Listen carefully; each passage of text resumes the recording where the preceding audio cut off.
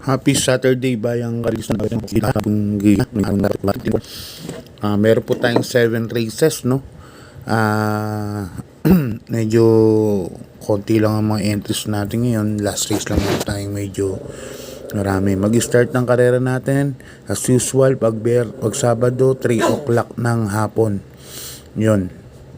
Kumusta naman po yung pangangarera nyo kanina ngayong araw ng Biyernes? Yun nga, no? Kadiaduhan, nagbigay ng 600,000 sa winner take all, 5 winners lang po. Tapos pick 5, malaki rin po ang binigay, 11 winners lang, 110,000 yata, parang ganun. So yun, bawi na lang tayo. Si Victorious Passion naman, talagang maikli talaga sa kanya yung distansya na yun. Hindi kagad nakasabay sa aire.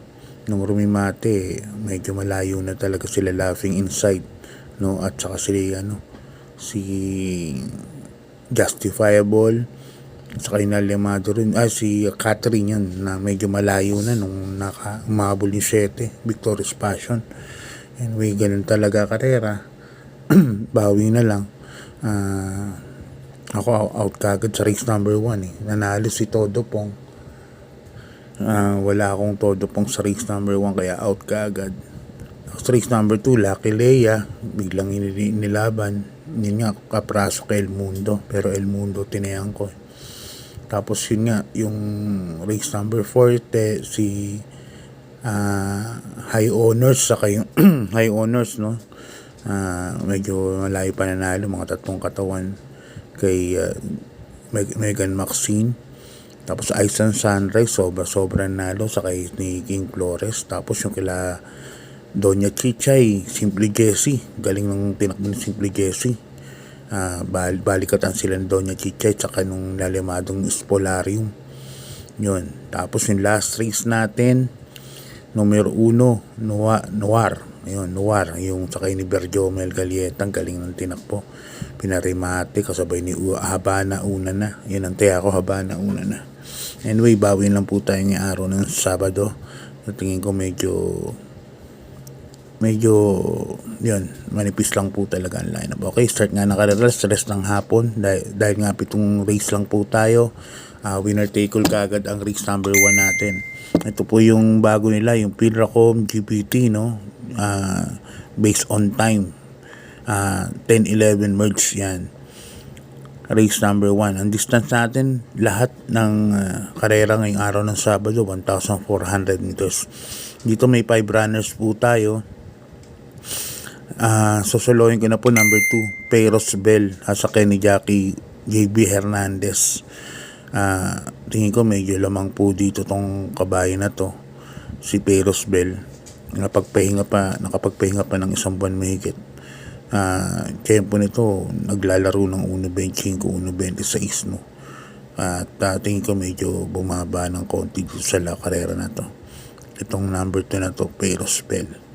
Kaya dito sa karera na to, race number 1, susuluhin ko na po yan. Number 2, Peros Bell, nasa sakin ni Jackie JB Hernandez. Okay, bayang karerista, lipat na po tayo sa race number 2.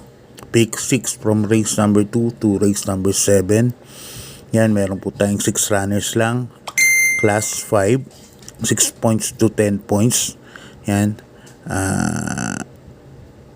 First case ko rito, number 2, Spaghetti pababa sa kay Jackie Abu de Ocampo. Ito po, pwede pong parimatihin. Distansya nyo to 1,400 meters. Saka sa tingin ko siya ang may pinakamagandang tempo po rito sa maglalaban-laban na 6, Lalagyan ko ng proteksyon number 1, Spoiled Brat, sa akin ng magaling na hinete na Buenas pa. Yung magaling na Buenas pa. Magaling na hinete na Buenas pa, si King Flores, no? Yung number 1, Spoiled Brat. Kaya dito sa race number 2, dalawa pili ko. Pero mas didiinan ko po itong number 2, Spaghetti pababa, sa Kenny Jackie Abu de Ocampo. Yan. Tapos yan, second case ko yung numero 1, Spoiled Brat. Okay, bayang karista, lipat na po tayo, race number 3. Yan. Ang race number 3 natin, halos 7 runners lang din yata ang tatakbo, no? Race number 3 natin. Masyadong malipis ang lineup ngayon, pero tignan natin. 6 runners nga lang, yan, Class 5 split, yan, pinakambabang grupo sa rating base. Dito may 6 runners nga tayo. At first case ko rito, number 5, Marquis Angel at saka yung Jackie O.P. Cortez, O'Neal Cortez, yan. Siyang sasakay niyan, Marquis Angel. Si Marquis Angel kasi pwedeng iuna yan, pwedeng isunod, no? At nakita niya naman yung ni O.P. Cortez kay LABT, si Silver Glow. Gumaling po sa kanya yung kabayo na yun. Baka ngayon, baka gumaling po sa kanya si Marquis Angel.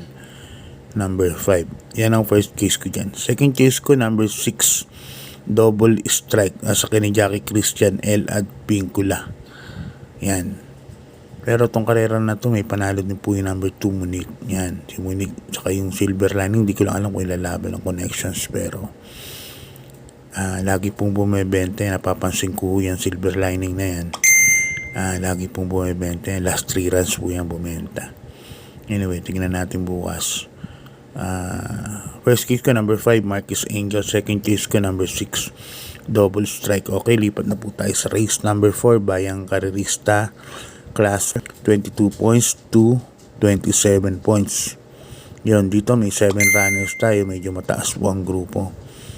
7 runners tayo but 6 betting options lang kasi may couple entry po tayo. Number 5 na si Amiable Maxine at saka si Tool of Choice. First case ko rito, number 4, Hakim. Sa ni Jackie E.A. Abria, no? Nadalawahan ni Super Earth nakaraan, pero hindi nga lang maganda peso niya. Nasa balil siya nun. Umangat lang to kay Super Earth, tapos biglang remati ka agad. Remati pa rin. Kapraso lang nagkatulak kay Super Earth na nagkempo ng 1.25 media. Kaya sa tingin ko ito ang horse to beat, no? Para sa race number 4 na to. Second case ko yung number 7 na rin, Domsat 7, nasa ni Jackie Ray M. Adona. Yan, Domsat 7 nakaraan, tumakbo, tersero po siya. Lakas ng laban. Yan, kaya dito 4-7 po ako, Hakim at Domsat 7. Okay, di pa tayo sa race number 5, Bayang Karerista, class 4, 34 to 39 points. Yan to, mataas na grupo rin po. Dito may 7 runners po tayo. Yan. First case ko yung imported na number 5, Marilag. Yan, sa ni Jackie Dan El Camanyero. Lumaban po to segundo nakaraan kay yung magaling ni Boss Patrick. Uy, nalimutan ko tuloy. Paboritong kabayo ko ba naman yun? Ayan, yung kabayo ni Boss Patrick. Uy, diyan sa segundo si Marilag. Nandun si Uncle Vines nun. Si Uncle Vines naman dumating kwarto yata. Naglaban na itong dalawa na to. Kaya dito sa karera na to, race number 5, dalawa pili ko. Number 5, Marilag. Ayan, sasakinan ni Dan El Camanyero. Mamaya babanggitin ko sino yung kalaban talaga nito. Medyo nalimutan ko. Tapos second case ko, number 6, Uncle Vines. Sasakin ni JB Hernandez. Yan. Okay, lipat na tayo sa penultimate race, Bayang Karerista. Ang penultimate race natin, meron po tayong last double na po to. Meron po tayong 8 runners po dito. Ito class 5, 6 points to 10 points, no? Yun. First race ko, Mimbalot Falls, yung kalaban nila noon, Mimbalot Falls yun. Kalaban nila Marilag at saka ni Uncle Vines. Dito sa penultimate race, may 8 runners tayo. Ang first case ko rito, number 7, High Quality, sa ni Jackie Ray M. Adonis. Si High Quality, pwedeng iuna, pwede pong isunod. Yan lang agandahan sa kabahay na yan. At saka nasa kondisyon po itong kabahay na to. Number 7, High Quality. Second case ko, yung na-scratch nakaraan, number 5, Bang. Ayan, sasakyan ni Jackie Rico Suson. Ito, wag lang magloko pamuntang starting gate. Tingin ko, malaki po ang panalo nito. Nakaraan dapat tatakbo to nung nakaraan.